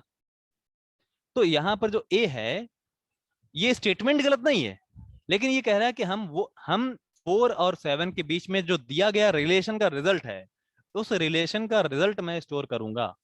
तो यहाँ पर क्या स्टोर होगा? ट्रू और फॉल्स। यहाँ पर स्टोर होगा फॉल्स, मीन्स जीरो स्टोर करेगा ये। एग्जैक्टली जो होता है वो जीरो स्टोर होगा ना इसमें। अगर मैं बोलूं कि 4 is greater than 7, sorry 4 is less than 7, अब ए में क्या स्टोर होगा? ट्रू। तो ऐसे जो रिलेशन होते हैं उनको स्टोर करने के लिए हम ये कंपैरिजन ऑपरेटर्स यूज करते हैं। ऐसे केस में ए में ट्रू आ जाएगा। तो that was simple comparison operators. ठीक है। अब यहां लिखा है ए 4 = अब यहां 3 इक्वल टू आ गया। याद रखिएगा, डबल इक्वल टू और सिंगल इक्वल टू में फर्क है। ये असाइनमेंट ऑपरेटर है, but this is not assignment operator. इसका मतलब है चेक इक्वलिटी। ये क्या करता है? इक्वलिटी चेक करता है। क्या 4 और 7 आपस में बराबर है? नहीं। तो मतलब अगर ये बराबर नहीं है तो ए में क्या स्टोर होने वाला है? फॉल्स। अगर मैं लिखता हूं 7 = 7, ऐसे केस में क्या स्टोर होगा? Single equal to double equal to दोनों अलग हैं, याद रखिएगा। ऐसे केस में यहां पर ट्रू स्टोर होगा, क्योंकि ये रिलेशन जो लिखा है ये बात सही है, ऐसा है ना। ऐसे स्टेटमेंट्स को हम कंडीशनली यूज करते हैं, कंडीशनल प्रोग्रामिंग में यूज करते हैं। समझ गए? चलो, अब इसको हम जब एप्लीकेशन में यूज करेंगे तो वहां आपको बहुत सारी चीजें क्लियर हो जाएंगी। बस यहां पर मैं चाहता हूं कि थोड़ा सा आपको ओवरव्यू मिल जाए, एक आइडिया हो जाए कि एग्जैक्टली है क्या। कंपैरिजन ऑपरेटर के साथ बुलियन ऑपरेटर्स होते हैं। जैसे आ, दो आपके पास कंडीशंस हैं, उनके बीच में आप लॉजिकल ऑपरेशन कराना चाहते हो कि पहली ट्रू है, दूसरी भी ट्रू है, तो आउटपुट फॉल्स आए तो ट्रू आए। अगर पहली ट्रू है और दूसरी फॉल्स है तो आउटपुट फॉल्स आए। तो ये जो कंडीशंस के बीच में लॉजिकल ऑपरेशंस होते हैं, इनको आप ऐसे कर सकते हो, Boolean operators. Bit wise operators, खैर ये बिट वाइज ऑपरेटर्स हम बहुत कम यूज करते हैं, तो अभी इनको आप बस देख लीजिए। कंपाउंड ऑपरेटर्स, कंपाउंड ऑपरेटर्स का मतलब होता है आप किसी डेटा में कोई मॉडिफिकेशन करके आप उसी वेरिएबल में वापस स्टोर करा दो। ठीक है। तो इन कंपाउंड ऑपरेटर्स को हम आगे यूज करेंगे। जैसे मैं यहाँ पर सिर्फ ये बताता हूँ, जैसे ये क्या है, व्हाट इज दिस। अगर मैंने लिखा है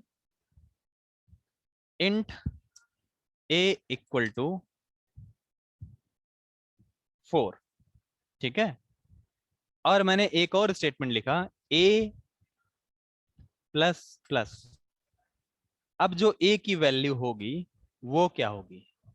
a प्लस प्लस कहता है, a प्लस प्लस एग्जैक्टली कहता है a = a+1। अब आप कहोगे सर ये मैथमेटिकली तो रॉन्ग है, प्रोग्रामिंग के हिसाब से ये सही है। This is not mathematical equation. आप यहां कह रहे हो कि जो a की पहले वैल्यू थी, कितनी थी? 4, उसमें एक इंक्रीमेंट करो, मतलब 5, उसको असाइन करो, किसको? a को। वापस a को असाइन कर दिया तो a में क्या हो गया? 5। मतलब आपके पास एक सेब है, मैंने आपसे लिया एक सेब और उसमें एक और ऐड कर दिया, वापस आपको दे दिया। अब आपके पास कितने हो गए? 2। ठीक है। तो आप ही से लेकर के आपको दे दिया वापस। तो ये कंपाउंड ऑपरेटर्स के थ्रू होता है। सर ए के प्लेस पर दूसरा लेटर नहीं हो सकता? नहीं, फिर यहां पर मतलब नहीं होगा। ये इंक्रीमेंट ए में नहीं होगा। अब जो ए की वैल्यू है वो सेम रहेगी। अब ए में कोई चेंज नहीं हुआ, किसी वेरिएबल की वैल्यू में मॉडिफिकेशन करने के लिए कंपाउंड ऑपरेटर यूज किए जाते हैं। अब यहाँ जो ए की वैल्यू है वो अनचेंज रहेगी। ठीक है। अब ये वो ऑपरेशन नहीं होगा। ऐसे में क्या होगा? ए की वैल्यू चेंज हो जाएगी। अगर आप ए की वैल्यू में कुछ एक बढ़ाना चाहते हो, एक कम करना चाहते हो, ये चीज ऐसे होती है। तो इसी प्रोसीजर को आप चाहे ऐसे लिखो या फिर आप a++ लिख दो, बात वही है। अगर आप a-, लिखते हो, a-, का मतलब है आपने लिखा है a = a-1। आपने बोला कि जो a की वैल्यू है उसमें एक कम कर दो और वापस एक दे दो। आपके पास एक सेब था, मैंने आपसे लिया, आधा खाया और वापस आपको कर दिया। आपके पास कितना बचा? आधा हो गया ना। तो ये एक इंक्रीमेंट और डिक्रीमेंट है। यहां पर a की वैल्यू 3 बचेगी, 3। ठीक है। तो ये थे कंपाउंड ऑपरेटर्स, जिनमें से सबसे इंपॉर्टेंट है इंक्रीमेंट और डिक्रीमेंट, बस। हालांकि मैंने आपको ऑप्शनल भी बताया कि आप इसको कैसे लिख सकते हो। अब कुछ फंक्शंस हैं जिनको मैं आपको एक्सप्लेन अभी नहीं करना चाहता, लेकिन कल एक्सप्लेन करूंगा। थोड़ा सा ओवरव्यू आपको दूंगा। जैसे पिन मोड है, किसी पिन को इनपुट आउटपुट बनाने के लिए यूज किया जाता है। डिजिटल राइट है, तो डिजिटल डेटा किसी पिन पर राइट करना है, हाई राइट करना है, लो राइट करना है, ये चीज हम लोग इन फंक्शन को यूज करते हैं डिले डिले जनरेट करने के लिए। तो सिंपल कुछ ये एग्जांपल है, आप इसको देखिएगा। आज नोट्स में आपको लोड कर दूंगा, अपलोड कर दूंगा। तो आप इनको नोट्स को देख करके एक ही आइडिया आपको हो जाएगा कि आपको आज की प्रोग्रामिंग जो बेसिक्स हैं वो कितने समझ में आए। कल आपकी वैसे भी ये क्लास नहीं होने वाली है, तो आप इन सब नोट्स को अच्छे से पढ़ें। ठीक है। अब यहाँ पर जो डबल स्लैश के बाद आगे जो ये लिखा हुआ है, this is comment, this whole part will not be executed, ये एग्जीक्यूट नहीं होता है। डबल स्लैश के आगे लिखा हुआ लाइन, ये एग्जीक्यूट नहीं होता है। ये कंपाइलर के लिए अनयूज्ड होता है, वो उसको रीड नहीं करता। ये इंसान अपनी समझ के लिए लिखते हैं, हम लोग लिखें या ना लिखें इससे कोई फर्क नहीं पड़ता। सर एक डे और एक्सटेंड किया जाएगा ना? यस, डेफिनेटली एक्सटेंड किया जाएगा, क्योंकि आपको चीज़ें जो बताई जाएंगी वो 7 डेज के हिसाब से बताई जाएंगी। ठीक है।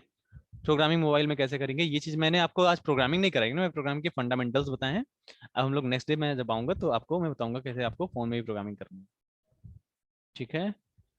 यस, डॉक्यूमेंटेशन के लिए, हाँ इसको डॉक्यूमेंटेशन के लिए यूज़ करते हैं। चलो अब मैं जो ज़रूरी लिंक्स हैं वो आप सभी को मैं शेयर कर देता हूँ। ये सब चीज़ें आप लोग थोड़ा सा पढ़ करके आइएगा।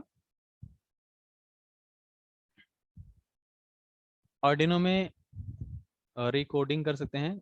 अरे ऑर्डिनो में आप जितनी बार चाहो उतनी बार प्रोग्राम डालो, लेकिन लास्ट डे जब आप प्रोग्राम जैसे जो प्रोग्राम वही एग्जीक्यूट होता है जो लास्ट में आपने डाला है। पहले जो प्रोग्राम पड़ा है वो नया कोड आने पर जब आप नया प्रोग्राम लोड करते हो वो पहले को इरेज कर देता है ऑटोमेटिक, पहले वो इरेज कर देगा, नया डाल देगा। ठीक है। तो अब क्लास को ओवर होने करने का टाइम आ गया है।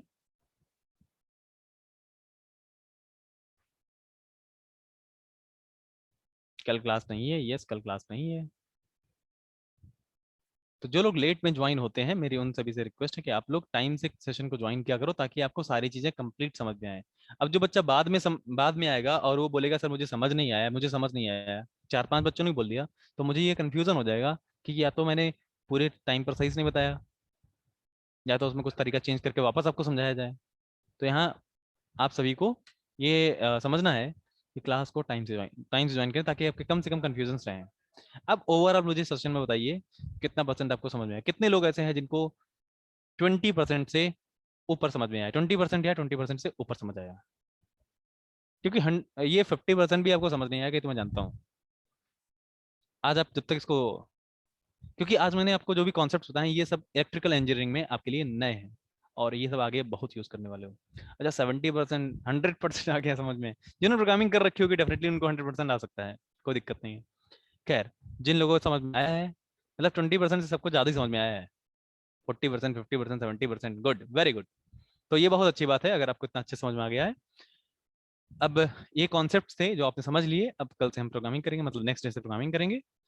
तो आपको तब और मजा आने वाला है, क्योंकि उस टाइम हमारे पास कुछ ना कुछ आउटपुट आ रहा होगा, है ना? तो आज के सेशन में ज्वाइन होने के लिए सभी का थैंक यू सो मच। अब मैं आपको अटेंडेंस लिंक शेयर कर देता हूँ, और क्लासरूम, गूगल क्लासरूम का लिंक भी शेयर कर देता हूँ। और जिन लोगों की इंक्वायरी समर ट्रेनिंग से रिलेटेड है, और वो अपनी इंक्वायरी को मैंने जो कॉन्टैक्ट नंबर दिया है उस कॉन्टैक्ट नंबर पर मुझसे शेयर कर सकते हैं, वहाँ पर मैं डिटेल्ड इन्फॉर्मेशन आपको प्रोवाइड करा दूंगा।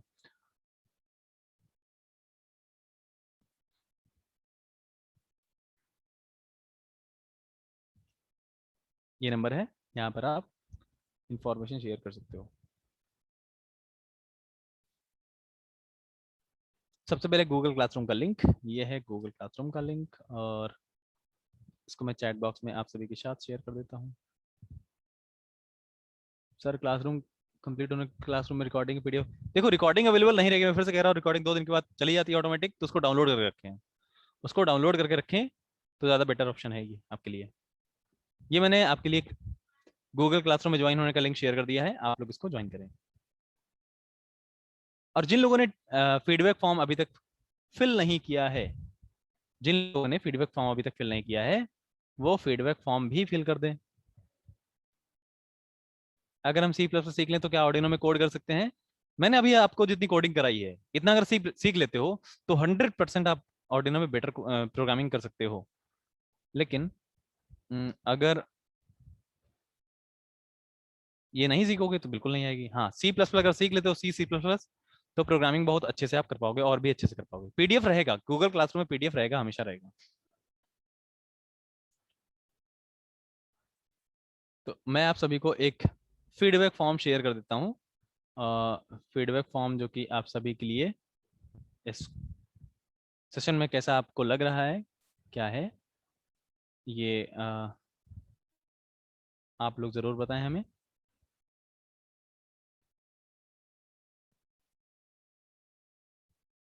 रिकॉर्डिंग हमेशा के लिए नहीं रहेगी, वो रिकॉर्डिंग रिमूव हो जाएगी, तो इसलिए आप लोग ये ध्यान रखें।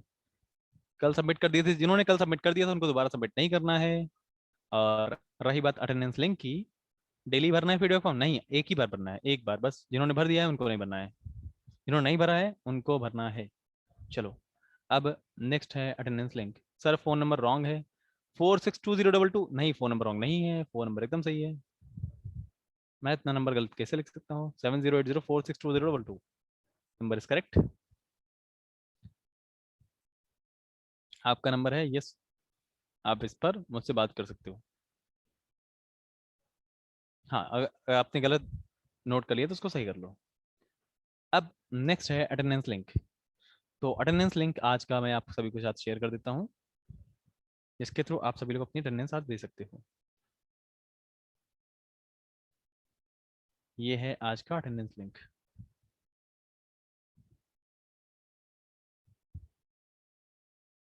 पहले था पीडीएफ, अब नहीं है पीडीएफ। पीडीएफ रहेगा, पीडीएफ आज भी आप देखोगे क्लासरूम में, देखिए वो आपको दिख जाएगा।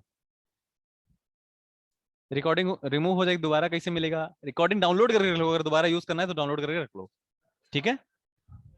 सर आपका नाम क्या है? मेरा नाम अभिषेक कटियार है। बहुत गलत बात है, आप क्लास में लेट आते हो या फिर आप पहले क्लासेस में नहीं आए हो, इसलिए आप नाम मेरा भूल गए होगे या पता नहीं चला। आप क्या आपने किसी व्हाट्सएप ग्रुप में ऐड किया है?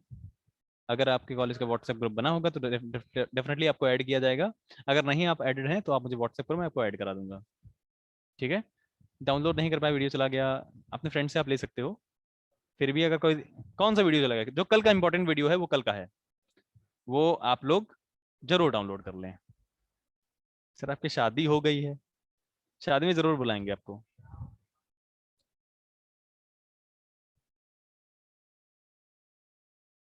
फर्स्ट डे का वीडियो, अच्छा फर्स्ट डे का वीडियो मैं कोशिश करूंगा, फर्स्ट डे का वीडियो अगर अवेलेबल हो पाएगा तो मैं आपको अवेलेबल करा दूंगा, लेकिन अभी तो नहीं है। अभी तो, वो रिमूव हो चुका है, लेकिन कल की वीडियो को संभाल के रख लो अभी से, ठीक है, इस क्लास के बाद। चलो, आज के सेशन में ज्वाइन होने के लिए मैं आप सभी का धन्यवाद करता हूँ। सभी लोगों को thank you so much for joining today session. और कल आप सभी लोग इन नोट्स को अच्छे से पढ़ करके आएंगे, क्योंकि मैं ये चाहता हूँ कि जब हम नेक्स्ट डे से प्रोग्रामिंग स्टार्ट करेंगे तो प्रोग्रामिंग में किसी को डाउट ना रहे, अच्छे से स्मूथली आपको समझ में आए, ठीक है। और फीडबैक फॉर्म, अटेंडेंस लिंक मैंने आपको ऑलरेडी शेयर कर दिया है। अब जिनको अटेंडेंस नहीं लिंक नहीं मिला है वो मुझे व्हाट्सएप कर दे, मैं उनको शेयर करा दूंगा। आज के सेशन में ज्वाइन होने के लिए थैंक यू सो मच, आप लोगों ने टाइम दिया। और आई होप आपको आज समझ में आया होगा, क्लास में कुछ ना कुछ नई चीज़ें सीखने को मिली होंगी, आगे इसको यूज़ भी कर पाओगे। और ये मैं श्योर हूँ कि आप कल प्रैक्टिस करोगे, मैं श्योर हूँ, इसका मतलब मेरे ऊपर मेरा भरोसा बनाए रखो, ठीक है। मैं आपको भरोसा कर रहा हूँ इतना अटेंडेंस के लिए। हाँ, कॉल मुझे आप अगर 6 बजे के बाद करोगे, 6:15 के बाद करोगे, तो 6:15 के बाद आप मुझे कॉल कर सकते हो, 6:15 से 8 बजे के बीच में, ठीक है। चलिए, आज के सेशन में ज्वाइन होने के लिए थैंक यू सो मच। और अब मिलते हैं कल, तब तक लिए आप अपना और अपने लोगों का ख्याल रखें। Take care, bye bye, happy learning with Soft pro.